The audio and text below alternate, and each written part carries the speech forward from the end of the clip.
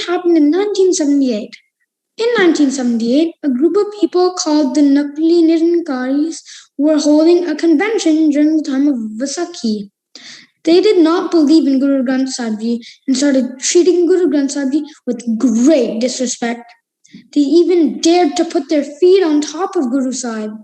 There were many loyal Sikhs that heard of this disrespect to their Guru, and they decided to confront the Nirankaris and protest their convention. They were led by the brave Gursikh Pai Fodra Singh.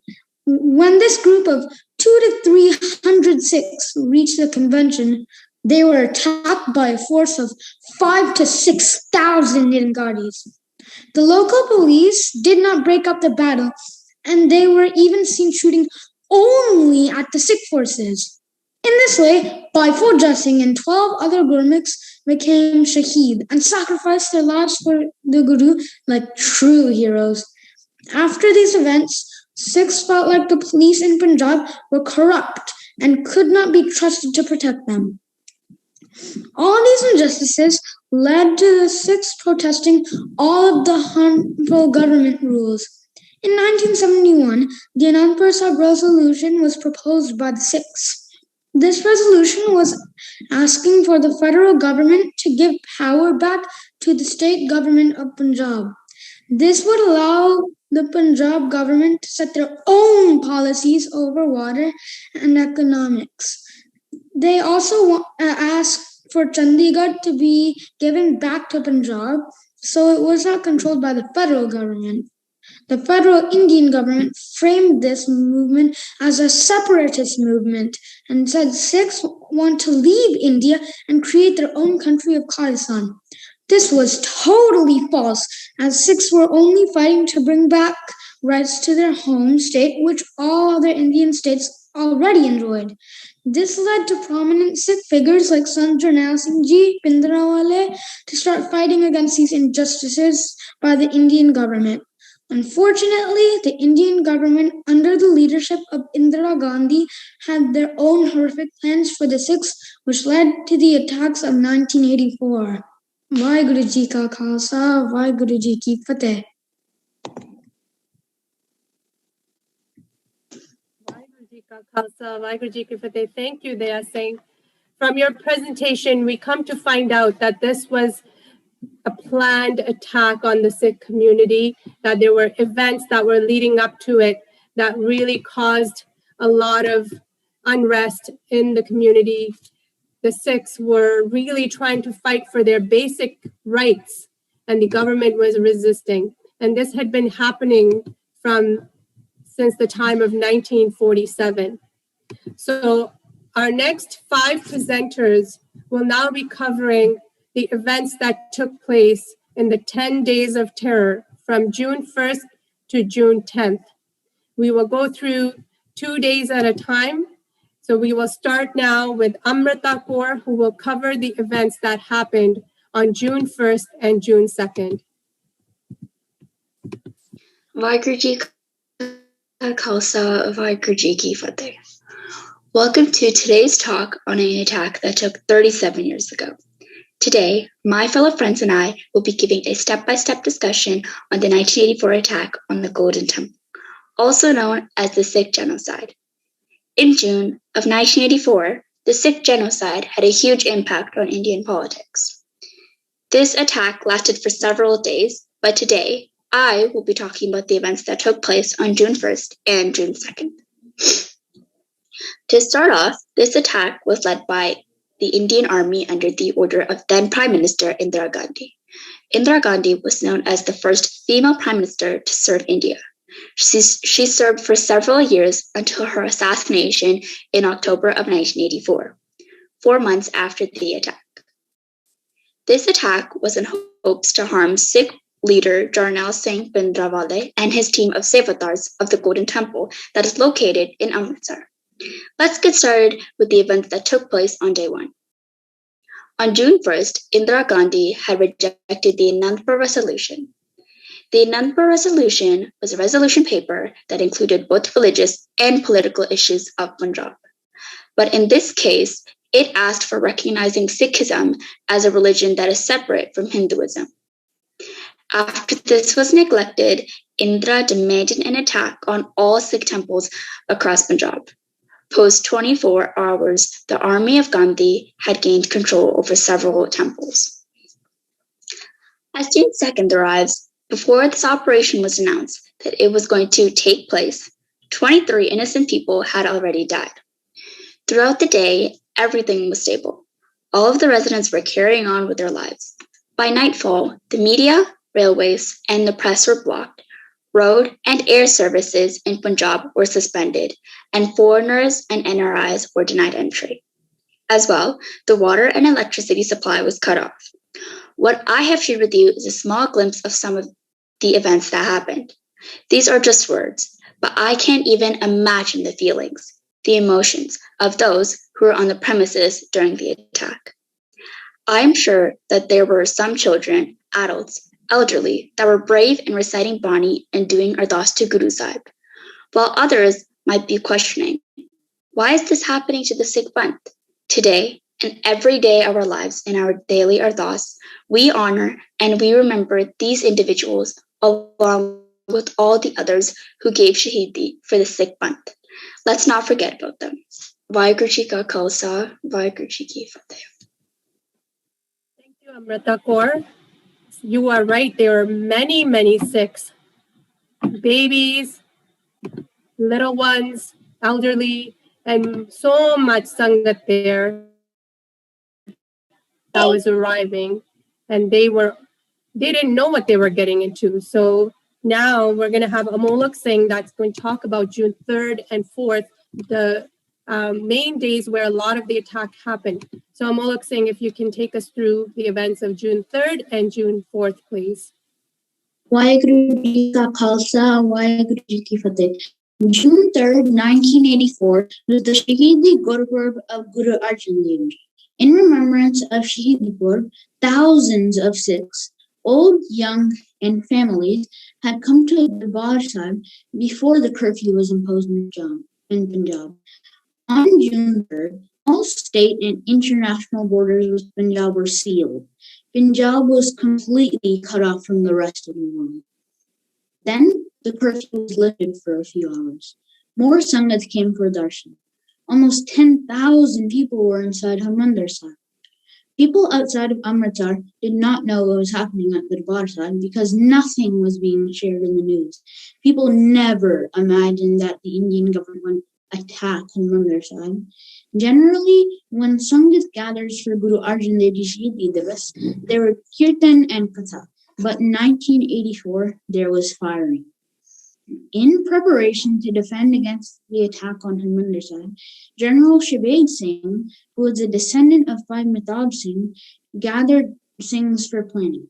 Tirelessly, he worked against time with the prayer of Guru Gobind Singh Ji on his lips. Being an army general, he was well aware of the odds against him. He had less than 200 Khalsa youths to help him. Bhai Shahbaz Singh had instructed everyone not to fire unless the army tried to get inside. During the night of June 3rd, the army kept trying to gain entry into the Darbar Sahib, but the Singhs under General Shahbaz Singh's command kept the army from coming in. Bibi Upkar Kaur and Bibi Karamjit Kaur and Bibi Paramjit Kaur from the Sikh Student Federation were also set to fight. This is similar to Chamkaur di Gadi, where Sikhs were outnumbered by the Mughal army, but were still in Chardigala and outside the city Sukhmi Sahib, when during the war at 4 a.m., the army suddenly began bombing city Darbar Sahib using guns, mortars, and tanks. According to eyewitness Devinder Singh Dugal, who was in charge of the Sikh reference library, the army attack on the temple started with a 25-pounder, which fell on the ramparts of the Deori to the left of Akal Takht Sahib, was such a thunder that for a few moments I thought the whole complex had collapsed. Thereafter, every second the ferocity of firing increased. Apart from the heavy firing with machine guns, The army troops also threw mortar shells and poisonous gas canisters inside the Gaza and other buildings. The helicopters hovered above and kept firing. At 10 p.m., 13 army tanks blasted their way into Hermander's side. They started to shoot everyone and everything. Women and kids were inside who didn't know what was happening. Many of them appeared to have been killed in the army action. It makes me sad to know that the Indian government can attack its own citizens and places of worship. Waheguru Ji Ka Khalsa, Waheguru Ji Ki Fateh. Thank you, Amolak Singh. So here we have innocent Sikhs who have come to see their Guru on the Shahidi Purab, and now they're being attacked. They're being cut off from the rest of the city, from the rest of the country. No media is allowed to get in or report what's going on. And this attack was said to be happening because to get out one person that was supposed to be hiding in Harmandir Sahib. I want everybody to keep thinking about this question. Was this really about that one person? And we will hear about who that is. And I'm referring to Sant Jarnail Singh Pindramwale, that was this really about that one person? So as you hear about the events that are going on, this is an army coming to fight. It seems like they're coming to fight an army, but here they are planning an attack, or the attack is on innocent people. So let's keep thinking about this, what the Indian government claims, that this was to get out one person from Harmandir Sahib. So now we're going to continue about the events on June 5th and 6th, and we have Anmol Kaur who will be talking to us about this.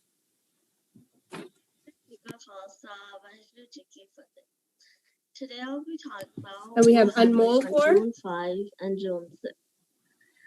At 6:30 a.m., the head Ragbi by Amrik Singh, who is blind, is shot dead. One young college girl, who was one of the thousands of pilgrims who were trapped, gives her account. They continued the firing till the evening of June 5th, and then it was about 8:30 p.m. It was completely dark when they entered, accompanied by a very heavy fire. The blasting was so severe that I thought I had reached some other world. We were 4 to 50 people huddled together in the room, including women and children. The upper portion of the Akal Takht had been fired at by the army. Pieces of Guru Granth Sahib Ji were flying in the air. The place seemed to have been transformed into a haunted house. There were some among us who were frantic for some water. They came out in the open. In the morning, I saw the dead bodies lying in the Parikrama. This was one of the worst kinds of.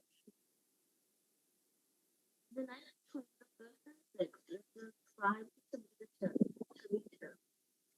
At 10 p.m., 13 army tanks and a dozen armored personnel smashed into the Harmandir Sahib complex. The firing was very intense. The cries of those dying could be heard throughout the night.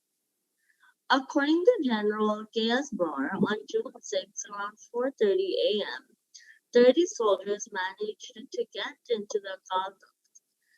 The firing in the early hours was ferocious.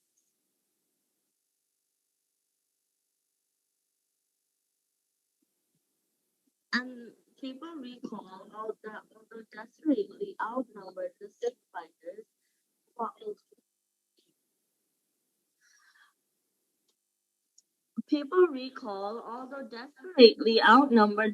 fighters fought bravely and to the last man. The army ordered their tanks to fire upon Akal Takht, and due to their repeated explosions, the Akal Takht was reduced to rumble, and the Sikh fighters inside died defending it. Another eyewitness account mentions, on June 6, at around 9 p.m., there was a power outage in the city, which left around 700,000 people in the dark.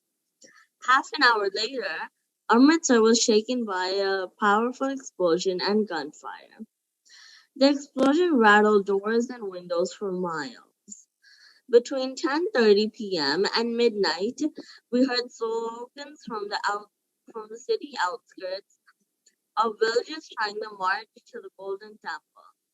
The slogans: "Long live the Sikh religion" and "Pindrawale is our leader," we heard on each occasion and were followed by rapid army machine gun fires and screams. Eyewitness of account of Bibi Pidam Kaur, whose husband and 18-month baby was shot dead. It was virtually massacre. A large number of women, children, and pilgrims were gunned down, as reported by The Guardian on June 13, 1984. Waheguru Ji Ka Khalsa, Waheguru Ji Ki Thank you, Anmol Kaur. So we learned that already thousands of Sikhs have been massacred. Their women, children, elderly who are shut inside of rooms. They don't know what's going on. And the Indian government has now pulled the power. So all of Amritsar is dark. Why did they do this? It was so that, they didn't want other people to come help those that needed help. So they can have an advantage. So now we're going to continue onwards to June 7th and June 8th. And we'll have Bod Singh covering the events for those 2 days. Waheguru Ji Ka Khalsa, Waheguru Ji Ki Fateh. By the morning of June 7, 1984, there were only a few Sikhs left that remained, and that have bravely held off the army for 3 whole days. The rest of the Sikh army was all dead. The majority of the complex was all under army control. An eyewitness account reports that they took off the Sikh turbans, which had been tied on their hands behind their backs. Then the army beat the Sikh boys with the butts of their guns and then shot them dead right in front of me. The Sikh reference library was torched. This was done because they wanted to destroy Sikhi and their culture. The archives were set on fire 2 days after the army action. Historical collection of ancient books, handwritten historical Guru Granth Sahibs, some of them which were written by the Gurus, and Hukamnamas were destroyed. The soldiers freely drank and smoked inside of the complex. June 8, 1984.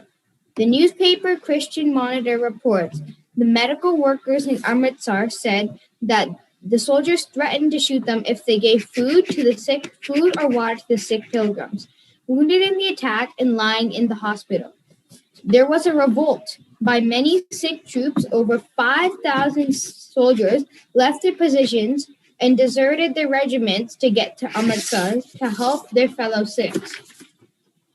Although they were desperately outnumbered, the Sikh soldiers faced the Indian army and fought gun battles in Uttar Pradesh, Maharashtra, and Gujarat. Hundreds of Sikhs were killed by the military. Those that survived were captured or dishonorably discharged from all army, and all privileges, pensions were taken away from them. They were put in prison to 5 to 10 years. It is reported that the government massacred the Sikhs indiscriminately. The Sikh soldiers engaged only with the army, and no civilians were reported to have been harmed. So now we see that even though all the media was censored, no reports were allowed to leave Punjab, but somehow through word of mouth, Sikhs around the country got word of what was happening. And what was their first instinct? Their first instinct was to go help their fellow Sikhs, to go help those in need. So they rushed to fight to help their brothers and sisters. Now we're on the last 2 days, June 9th and June 10th. So now we have Harkaran Singh, who will be outlining the events that took place on those 2 days. Waheguru Ji Ka Khalsa, Waheguru Ji Ki Fateh. June 9. Most of the Sikh fighters were not killed and only a few remained. The Sangat that had survived were gathered, detained by the army, and charged as terrorists. 379 members of the Sangat were made to sign a confession that they were close associates of Sant Pindrawale and were engaged in waging war against the state. The evidence showed that those that were arrested were not terrorists, but ordinary innocent people whose only crime was that they had gone to or were coming from the Golden Temple as devotees or pilgrims, visiting the Golden Temple for Guru Purab on June 3, 1984. Or farmers gone to the temple to deliver village donations, or students gone to pay obeisance at their holiest religious shrine, the Harmandir Sahib. These detainees were detained for up to 5 years before, in the face of worldwide condemnation and protest, they were finally released. June 10. On June 10, 1984, after 10 days of terror, the guns finally fell silent. The last Sikh fighters who had been holding out from the 1st June were killed. Gyani Puran Singh's account gives an accurate description of this incident. There were 4 Singhs in the basement of the Bunga Jassa Singh Ramgaria who were giving a tough fight to the forces. These men in the basement fought the whole day, the whole night, and also the next day when Gyani Zail Singh came to visit the ruins of Akal Takht. 2 cannons were re-employed to fire at the Bunga. Gapping holes were formed on the Parakrama, but the men within were safe. I saw from the roof of Harmandir Sahib that 2 grenadiers had been put on the grenade shooter, and a continuous barrage of grenades was being used, but they still survived. However, as the fight lasted over a week, word began to spread. Rumors spread throughout villages in Punjab and army bases across India, which resulted in a huge outpouring of grief and anger from Sikhs across the world. The government of India reacted dishonorably. They spread lies through the media, which a lot of people believed to be the truth regarding what happened in Operation Blue Star. The government of India also censored and persecuted any journalists or human rights organization who tried to report the truth. Vaheguru Ji Ka Khalsa, Vaheguru Ji Ki Fateh. Thank you, Harkaran Singh. So now we've gone and seen what's happened on these 10 days, the atrocities that have been committed against the Sikhs. Innocent people, lives have been lost. And it is claimed by the Indian government that it was done to bring out one person, Sant Jarnail Singh Bhindranwale, that was hiding in Harmandir Sahib. So his name comes up a lot, and we hear his name being associated as a leader, as a terrorist. So Vijay Singh is going to shed light on Sant Jarnail Singh Ji, who he really was, and why he became the leader of the Sikhs during that time. Vaheguru Ji Ka Khalsa, Vaheguru Ji Ki Fateh. Sant Jarnail Singh Bhindranwale was an influential and highly respected leader. He spread the message of the Sikh faith and taught others how to be a good Sikh. He was killed during Operation Blue Star in 1984. Even after hearing the story of the Sikh genocide for years, I didn't really know about his life story. Sant Jarnail Singh was born in the Faridabad district of Punjab in 1947. His father, Joginder Singh, sent him to the Tamtami Taksal School in 1965, where he studied Sikh theology and history under Sant Gurbachan Singh and Sant Kartar Singh. His dedication and love for Sikhi and his leadership qualities led for Sant Kartar Singh to choose him to be the next Jatidar. A lot of people in the Taksal weren't happy when he was chosen.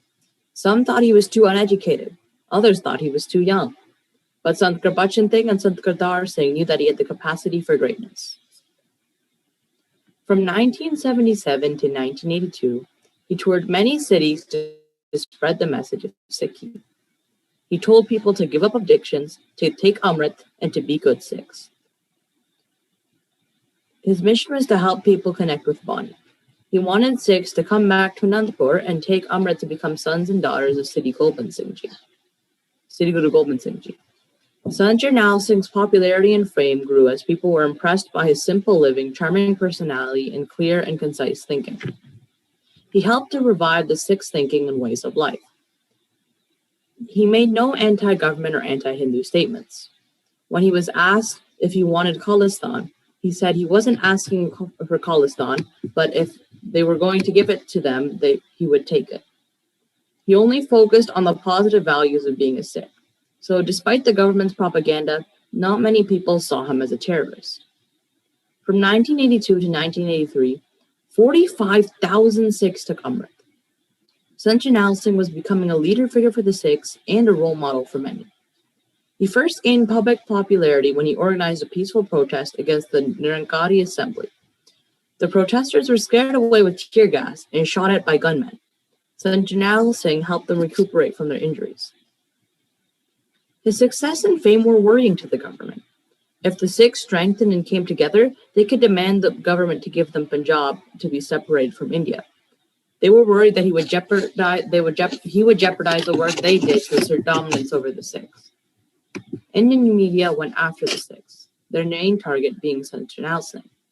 It was easier to hate one person than to hate 1,000. They described him as an extremist, a fanatic, and a terrorist. In order to mislead the public, the government blamed him for every crime possible, exaggerating the details. They also staged numerous fake crimes to frame the Sikhs, which led to tensions rising between the two sides. The government tried turning the Hindus against the Sikhs by blaming Sant Jarnail Singh for murdering Hindus. And even though the Sikhs had protected the Hindus in many situations, the Hindus still believed the government. The government threw accusations at the Sikhs, turning the public against them. And in 1982, they planned the invasion on Harmandir Sahib.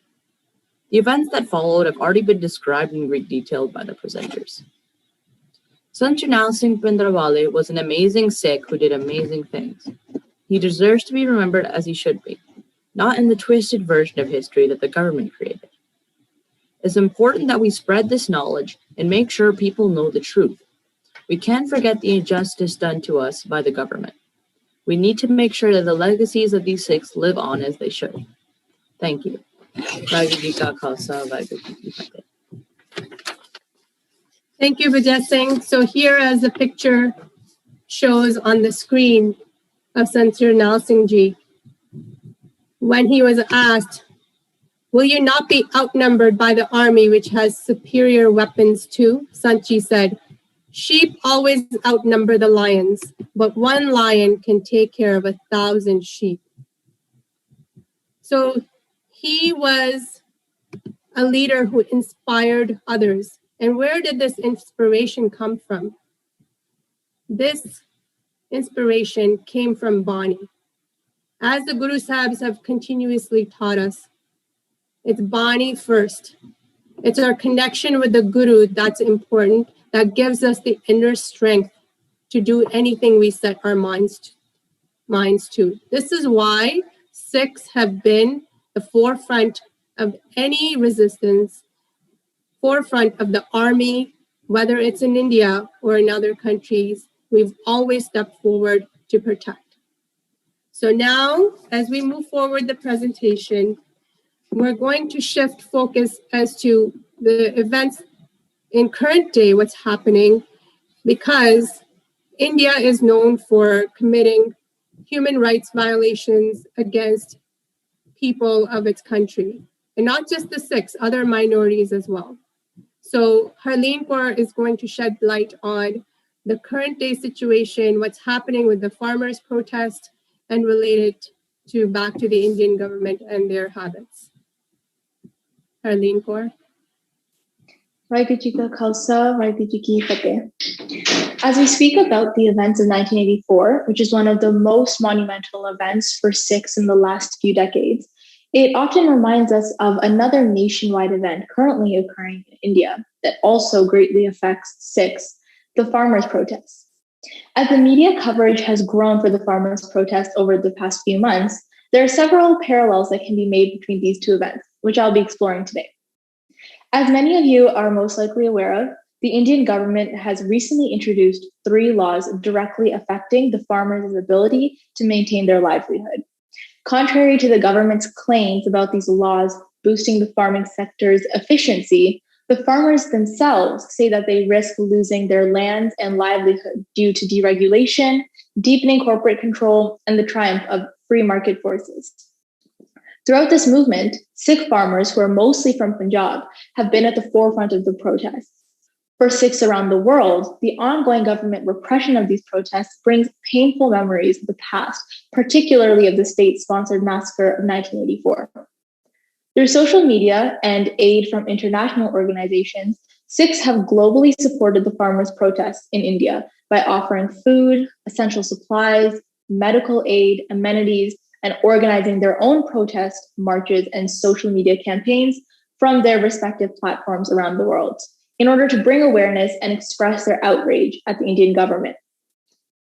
All of these recent events come with a sense of deja vu in regards to the events leading up to and during 1984, as then too were voices and protests oppressed. In the 1970s and 80s, Punjabi Sikhs led similar protests that called for better government support of agriculture. Their sustained protests, along with a self-determination movement, drew the attention and the anger of the Indian government, which painted the efforts as anti-national and separatist. Following a disinformation campaign, the government launched a series of attacks that resulted in mass atrocities and egregious human rights abuses that we now know of as the attacks of 1984. It can be seen that today's events are not an isolated occurrence, but just one in a long history of not only violence and suppression, but also contention and struggle. For Sikhs in the diaspora, the past is starkly reflected in this present day struggle, and an understanding of the present can also be deflected through our past trauma. Even though the events of 1984 occurred in India, the outrage, anger, and sadness has forever resonated with Sikhs globally. In the direct aftermath of these events, transnational Sikhs were visibly moved to action, and many protests and demonstrations against the Indian state were conducted. At the time, Sikhs perceived the attack of 1984 as an assault on the Sikh collective body, and Sikhs in the diaspora constructed a global community in solidarity and support. So even though Sikhs outside of India were not physically present for the violence of 1984, they were still injured by the loss of a community that served as a repository for binding traditions. Similarly, many first-generation diasporic Sikhs have reflected that the violence of 1984 provided them some insight on their parents' experience of the 1947 partition. Today, for second-generation Sikhs who are either born in other nations or immigrated at a young age, the farmers' protests are shaping our generational consciousness and is a landmark through which we can start to understand other historical injustices that have occurred, like 1984. The farmers' movements and the subsequent oppression helps to join the dots between past genocidal violence and present threats of genocide as well. The successive generations of the Sikh community growing up in the diaspora remember a difficult past, but we can only comprehend so much through imagination and projection. However, there are occasions when echoes of violent past always linger in the background, and the farmer protests are one such movement that remind us of the violent events of 1984. So for transnational Sikhs, the divide between 1984 and 2021 and the physical distance of our respective global locations is being compressed. These events are a reminder that trauma is not finite and finished, but a persistent struggle and is manifesting itself all over again. Waheguru Ji Ka Khalsa, Waheguru Ji Ki Fateh.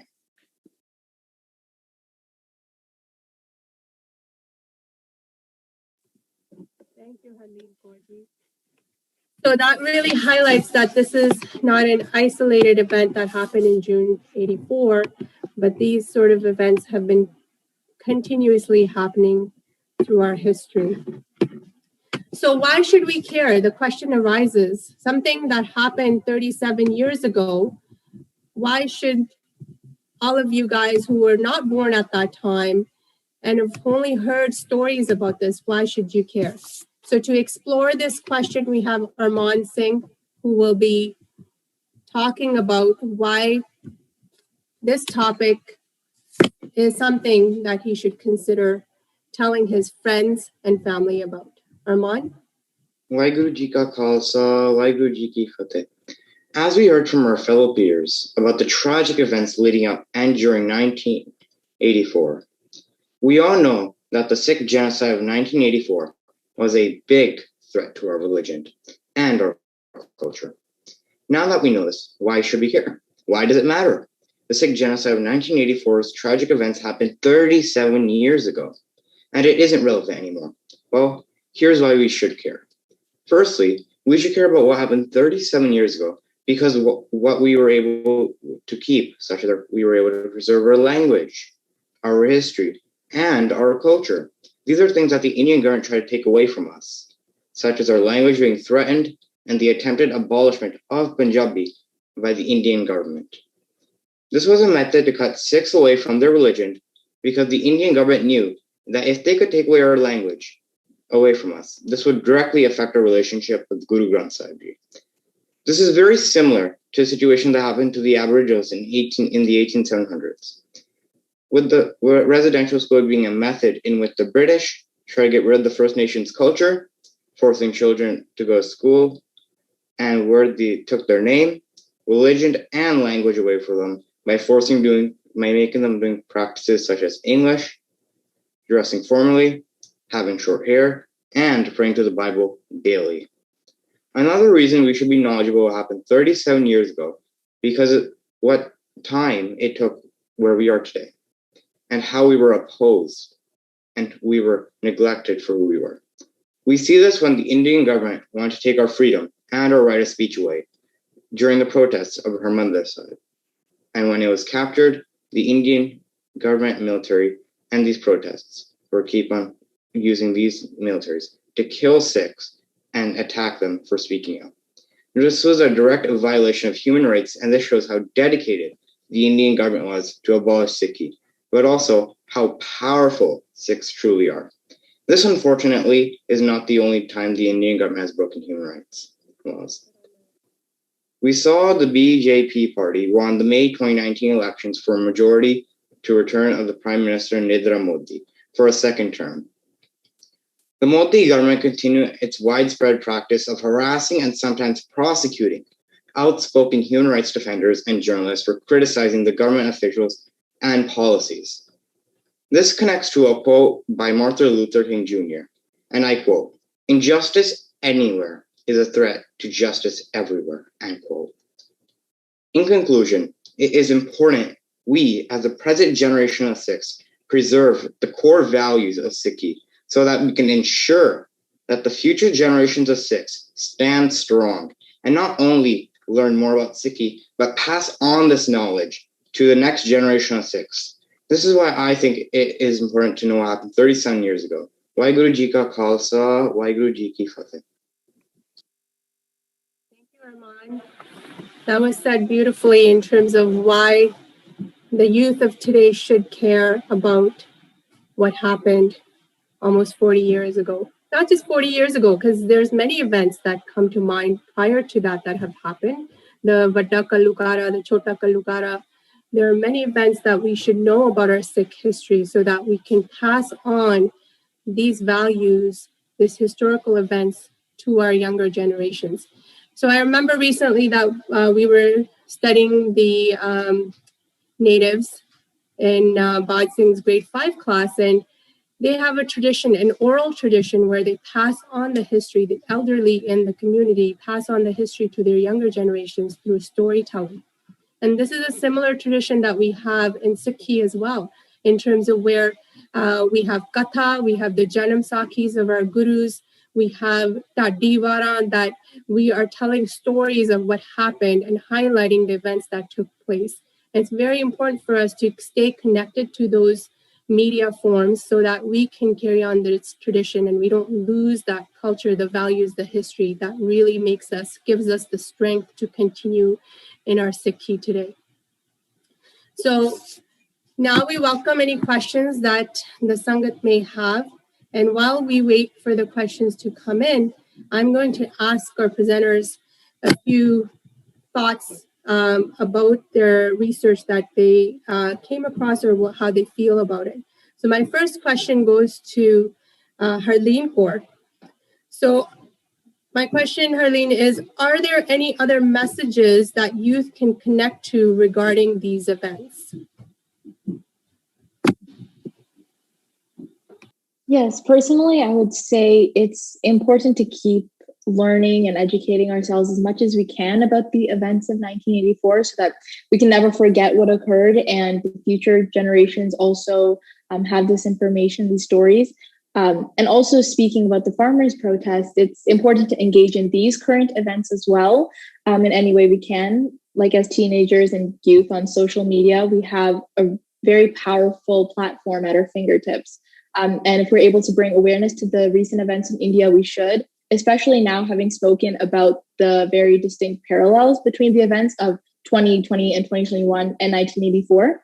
And at the end of the day, I think even though we are not physically in India at the moment or taking part in these protests ourselves, as Sikhs around the world, this is still our community and we uphold a responsibility to help in any way we can with those protesting on the front lines.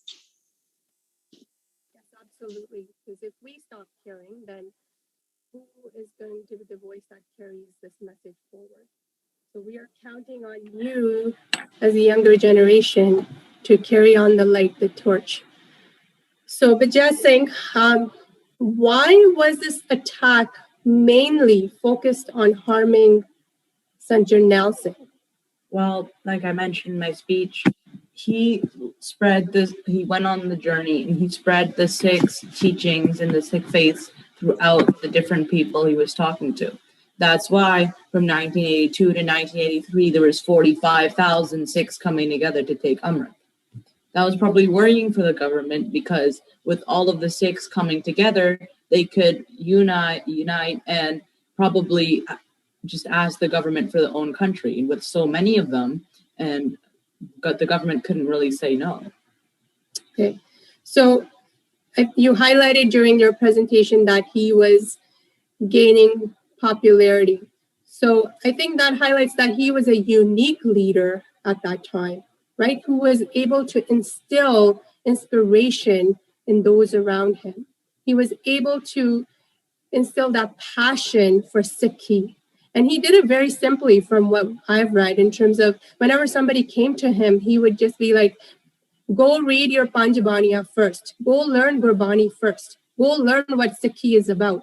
They came to him and said, we want to fight for you. We want to fight with you. And he turned them towards Gurbani. And that, again, connects us to what Guru Har Gobind Sahib Ji started, the institution of Miri and Piri, why it's important for us to connect to Bani first. And that's where the strength comes from. So I think we can draw parallels in terms of, North America has had many inspirational leaders, one of them being Martin Luther King, and that are able to take a grassroots movement and inspire those around them. People who are ordinary, like you and I, when they hear an inspired leader, we stand up and we're able to then fight the government, whoever the oppressing power is around us. So I think as a leader, he was unique in doing that. So my next question goes to Arman. So Arman, are you aware, I think you touched upon this a little bit already in your presentation, other cultures or people who have been oppressed? Yes. So many people are and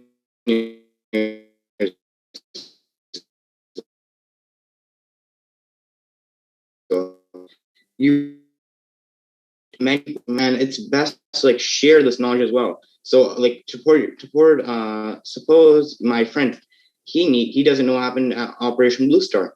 I can tell him, hey, Harmandir Sahib was not only destroyed, but many people were affected by this, and also the whole force of the military army captured it as well. So it's very important that it's very crucial actually we share all this information.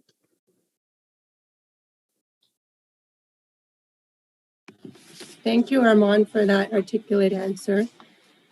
Amrita Kaur, if you were at Harmandir Sahib when the attack was taking place, and you were a resident that lived around Darbar Sahib, what do you think you would have done to help the Sangat and possibly save lives?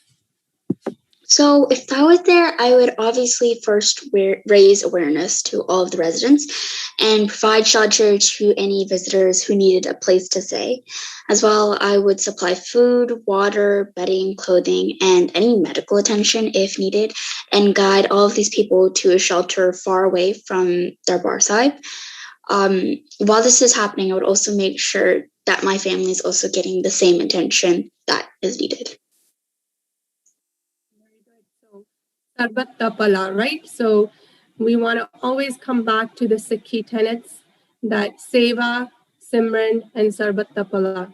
Those are what we're taught on a daily basis. Those are what we ask for in our ardas every day.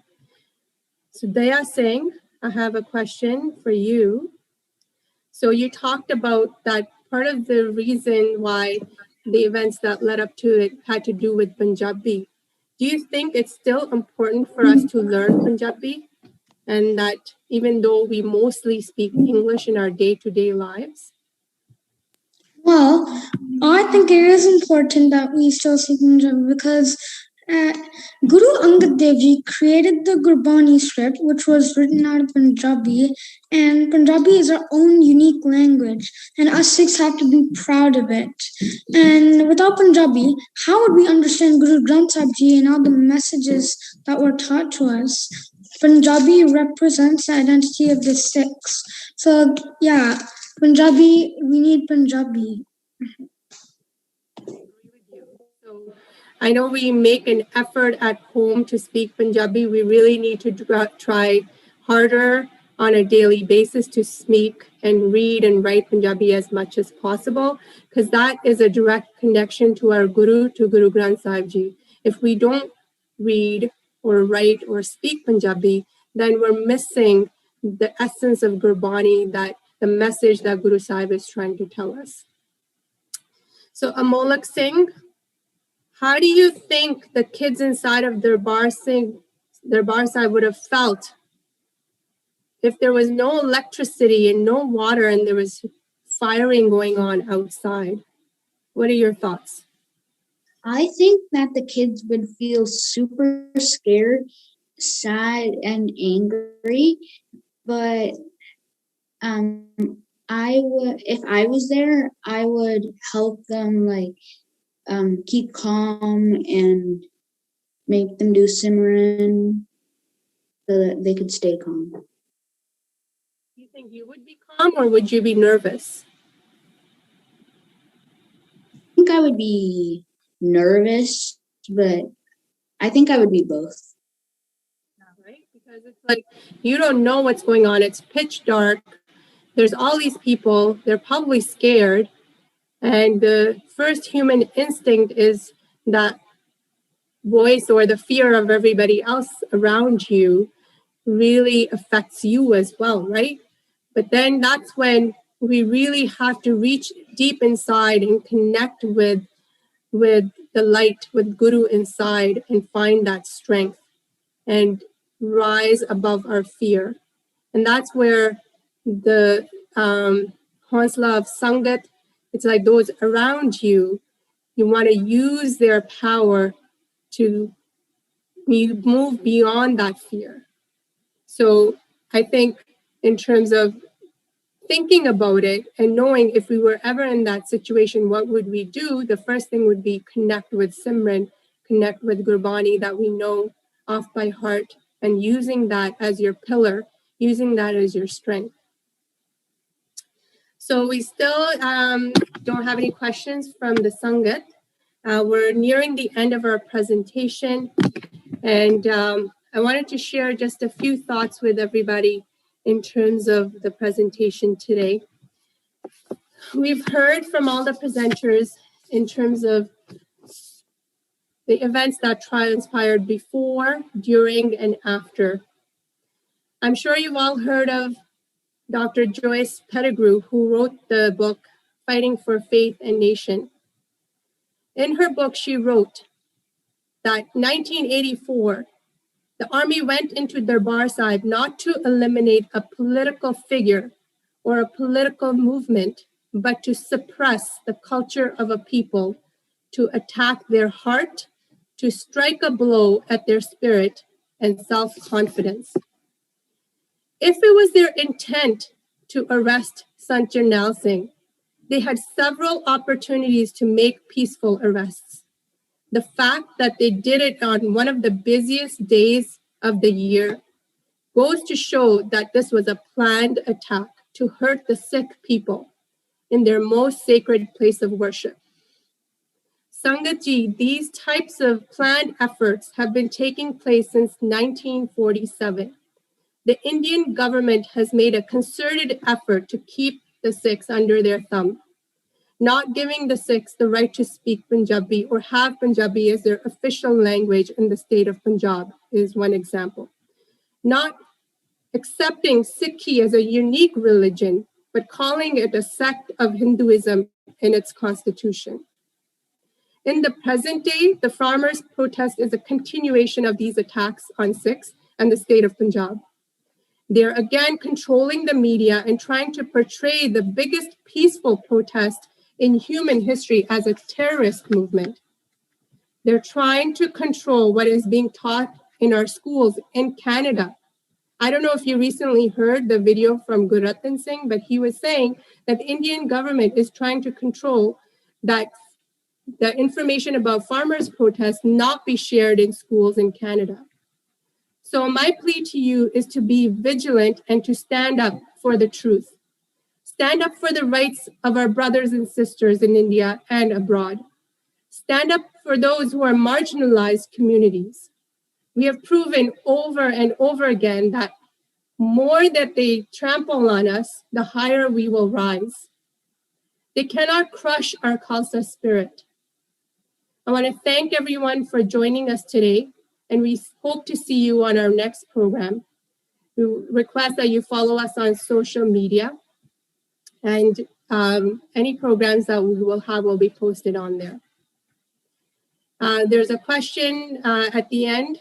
What will you do if this kind of operation will take place in the future? How will you react?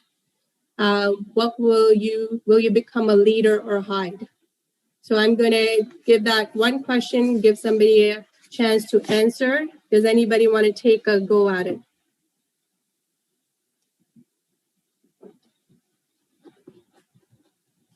Harleen?